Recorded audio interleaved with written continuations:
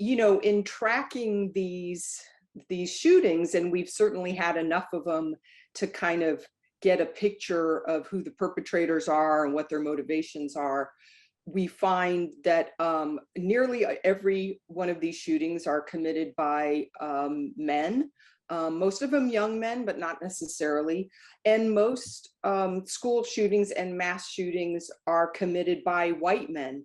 Not necessarily the case with the Uvalde massacre, but in most cases, these are men, young men, white men who often act out of a sense of entitlement. They have an idea of what their life is supposed to look like and what they think they deserve. And when they don't get those things, they turn to violence. And that's a gendered, phenomenon, because, many girls and women, can be disappointed by life events, and they don't make the choice to externalize that frustration and externalize that sense of entitlement. So we find that these are young men who feel disrespected, dishonored. And when we combine those feelings, those very real, very emotionally charged feelings, with easy access to weapons, then we have these highly, highly toxic scenarios that you see, unfortunately, played out all over the nation. But although Texas, especially in Texas. Right. I see what you're saying. And Kristin, I was, one of the things, it kind of popped in my head, and I feel like it's a question I always ask when these mass shootings come about, and like, why didn't someone say something when they noticed something odd or out of the order, and I know, like, going back, you mentioned Santa Fe, I think he had been in his garage, I thought I remember, like, building the gun and doing some weird stuff, and like the family never, but I think he maybe even posted on Facebook, and that's happened in other incidents, I think, and maybe even back to the Parkland shooting. But, I didn't know if you would be willing to maybe talk a little bit about that, like the importance of, because you being a social psychologist, or, when someone's not exhibiting that kind of behavior, especially like you said, these young people, and just the importance of someone saying something before something like this happens. And I didn't know if you could talk a little bit about that too. Sure. Yeah, these things almost never come out of nowhere. There are almost always signs, sometimes really explicit signs. In the Virginia Tech massacre, that of course happened at a college. The perpetrator's professors complained. They saw it in his writings. Many neighbors complain. Often these shootings co-occur with domestic violence. So that's also a kind of a red flag, if you will. So we see signs. Some people alert authorities, and they're to some extent authorities' hands are tied if there's not an explicit imminent threat. Other times, these things are posted online, or on Facebook, or subreddits or whatever, and people don't contact the authorities. Why they don't, that's another issue. I mean, part of the issue, when we talk about things like mental illness, is you have to wonder why people don't respond when they see others who are obviously in deep trouble. And certainly with this recent shooting, there were all kinds of signs that we know about now. So often you will see domestic violence, you will see trouble at school, and then just reporting on social media, you'll see evidence, unfortunately, sometimes after the fact, but sometimes there's plenty of warning. I see. And of course, I know, that, yeah, it's interesting, and really, you know, I think after the Buffalo shooting, you know, I was hearing on the news too, people were warning, you know, uh, this could, these things could happen more, you know, just with our current climate. And I guess, you know, coming out of the pandemic, you mentioned the domestic violence stuff. I hear about that all the time. Of course, Houston, you know, there's that happens quite a bit. But you know, I didn't know also, and I know you talked a little bit about it yesterday, but these copycats and things like that, you know, is that a concern, you know, or you moving forward? Yeah, that's a great question. What we call that in social psychology is emotional contagion or media contagion, where you hear about an incident, especially if it involves violence. So if it's a shooting incident or even a suicide, we worry about when those things are reported that copycats will occur, because they do occur. We're especially at risk for copycats with these kinds of crimes, these high profile mass shootings, where you have a young man who feels diminished, he feels marginalized, and his solution is to get a weapon of war and show himself to be a badass. Now, why is that a concern for copycats? That kind of sort of performance of masculinity really resonates with a lot of marginalized men out there. And so it's almost a script or a recipe that gets followed, where, well, somebody gets notoriety because they shoot up a school and no one's going to mess with them anymore. And so these particular types of crime are really susceptible to copycats from other, you know, young marginalized men who also feel dishonored and disrespected.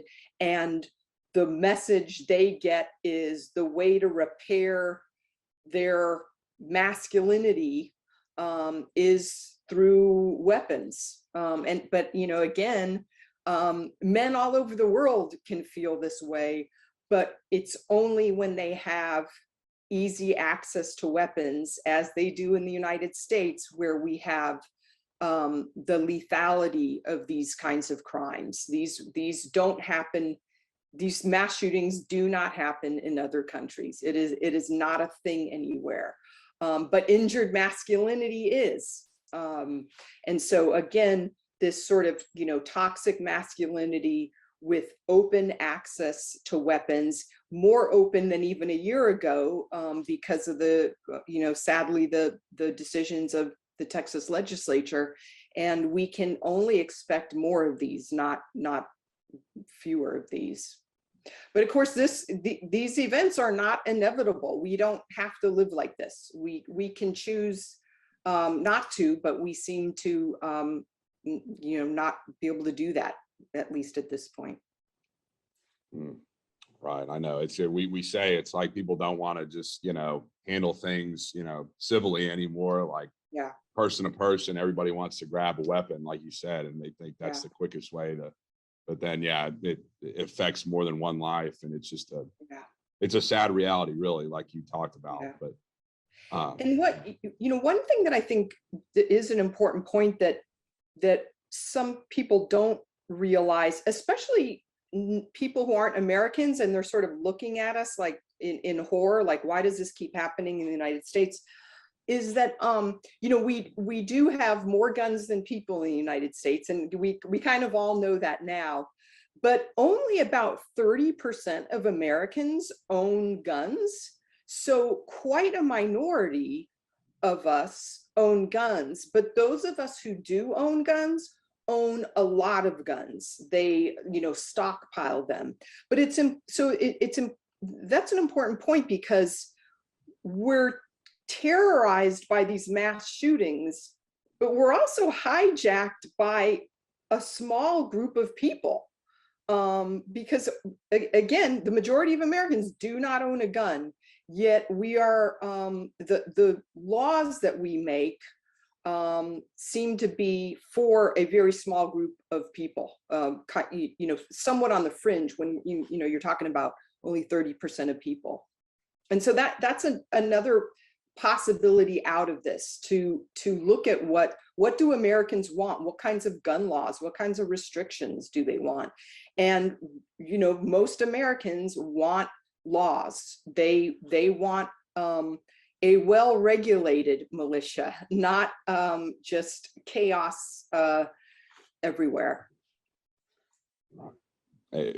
What you just said, exactly. And I was going to say, I guess, you know, I've done some stories about, you know, gun safety recently. And I guess the big problem, you know, you see a lot of these juveniles, younger people committing more violent crimes, and, you know, maybe not on the scale of what happened in Uvalde, but I guess that is obviously a concern, like around the nation, like you said, just younger people and just bad people getting their hands on these guns. And you know, I guess like people, you're that saying, guns don't kill people, people kill people. I didn't know what your take was on that, or, you know, but if you just wanted to talk about why that is a problem, you know, right now, and how it does, you know, it can be connected to these school shootings and what we've seen. So guns do in fact kill people. They are the best method of killing anybody.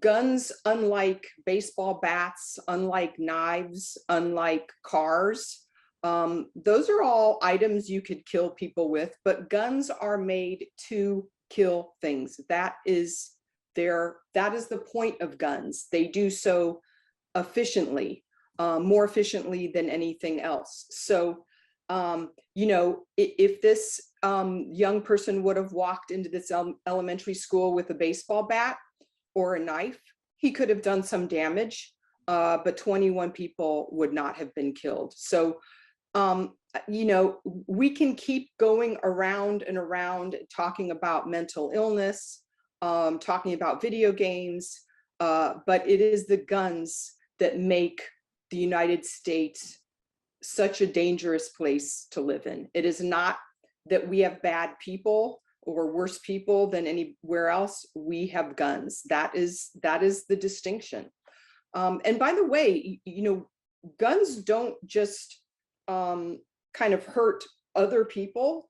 The bigger problem with owning a gun is your chance of killing yourself. There are more suicides if you own a gun than homicides, and so this hurts everybody. People purchase guns because they think they're going to protect themselves, or they protect their families. And if you have a gun in your home, you are much more likely to have that gun used against you, and in the form of suicide or homicide by someone else, than you are to protect yourself or your family. So it is the guns. It is not knives. It is not baseball bats. It is not cars. And we should regulate guns with the lethality of guns as a reference point, just as we regulate automobiles. Automobiles can hurt us, and so we've forced the corporations that make cars to put in, you know, safety guidelines, and so we can do this. And it's unbelievable that we have something so lethal that is so unregulated. Absolutely. And Kristin, I was going to say too, talking about the guns, you know, I know people have mentioned these tighter, you know, background checks and things like that. I think at the federal level, there was a bill that they were hoping that they would pass, and, you know, for that, but I didn't know, you know, in addition to that, if there were any other things that, you know, you had been looking at and studying as other solutions. And I know it's not something overnight that's going to go away, but yeah, there are so many options for regulating guns without taking away people's Second Amendment. It's endless. Certainly we can ban assault rifles. Assault rifle, you don't need an assault rifle to protect your family. You don't need one for hunting. Regular civilians don't need weapons of war. We can finally ban bump stocks. That's really easy. We don't need to be converting semi-automatic rifles into Uzis. We can deal with large capacity magazines. That's often a reason, or that's often a point during a mass shooting when civilians can finally take down a shooter when they have to reload. That's what happened in the Gabby Giffords shooting. Citizens who were unarmed attacked the attacker, the shooter, when he was reloading. So we can certainly deal with large capacity magazines. We should have background checks that are universal. Right now, there is that massive loophole. Any gun sale, any transfer should involve a background check. That's easy. We can tighten laws regarding the straw purchasing of guns, where someone who is ineligible to get a gun gets someone else to get a gun for them. We can hold people accountable for if they transfer a gun without paperwork, or they lose a weapon, they must report it, or they might be liable. We can force gun manufacturers, or we could remove the immunity from gun manufacturers. We have smart gun technology. Right now, our phones have more security than our guns do. So we can create guns where only our fingerprints can use the gun in case, a perpetrator takes a gun away from us. There's just no limit to the things that we can do to make ourselves safer without getting rid of the Second Amendment. We just need the will to do it. We need to insist on politicians to not be swayed by the NRA, but to be swayed by us. We need politicians to be more afraid of the 90% of people who want background checks than the NRA. Exactly. Yeah, absolutely right. And Kristin, I was going to say one of my last things is you had brought it up earlier, just about teachers being armed, and I know that's something obviously everybody's talking about now, and I didn't know what your thoughts were on that. I've been I know another controversial thing, right? Yeah, that and especially in Texas, there seems to be that movement. I don't have the words to describe how just misguided the arming of teachers would be, for so many reasons. First of all, it's fundamentally disrespectful to law enforcement to say we're just going to have teachers carry guns and give them a few hours of training. Law enforcement officers go through hours and hours and hours of training to be able to carry a weapon, and to act as though we can just have a coach or a principal carry a gun is just really, again, it's just fundamentally insulting to law enforcement. That's one issue. Another issue is, in any environment, and I do mean any environment, more guns means more violence. We know this. We know this because we don't allow guns at NRA conventions. We don't allow guns in bars. We don't allow guns in stadiums. We don't allow guns in courthouses. We don't allow guns in legislator offices. We have those laws because we know that guns are dangerous. When you have a gun in a classroom dispute between two students or between a teacher and a student can become deadly. If there is a shooting at a school, when law enforcement charges that school, they don't stop and say, stop in the name of the law, like it's Starsky and Hutch and it's 1972. Law enforcement officers shoot the person who has a gun. They don't stop and ask questions. They take down who they think the perpetrator is. And so if that's a teacher or a coach or administrator, that's who's going to die. So more guns never means less danger. It only means more danger. And then finally, there was a RAND study that was done a few years ago that looked at NYPD officers hitting or missing targets in actual gun related shootings, so this is not training or not scenarios, NYPD officers hit their targets only 18% of the time. So even with their high amount of training, their specialized training in shooting, they miss their targets more often than they hit their targets. What can we expect teachers and vice principals and coaches to do? So that means other students are going to get hit, other administrators are going to get hit. These are just some of the reasons why arming teachers is just a complete disaster. And then one thing related to that, that our politicians, especially in Texas, are saying recently is that we need guards at schools. These schools have had guards. There was a guard at Uvalde. There were guards at even Columbine, the Pulse nightclub shooting in Florida. There were guards. And there was guards in Buffalo that got shot. You can disarm, or the first person you can kill when you go to commit a school shooting is the guard, and then there's no more guards. So just adding guards to schools also is not a solution. Yeah, if there was anything else I didn't know that you thought I was missing, or yeah, I don't think so.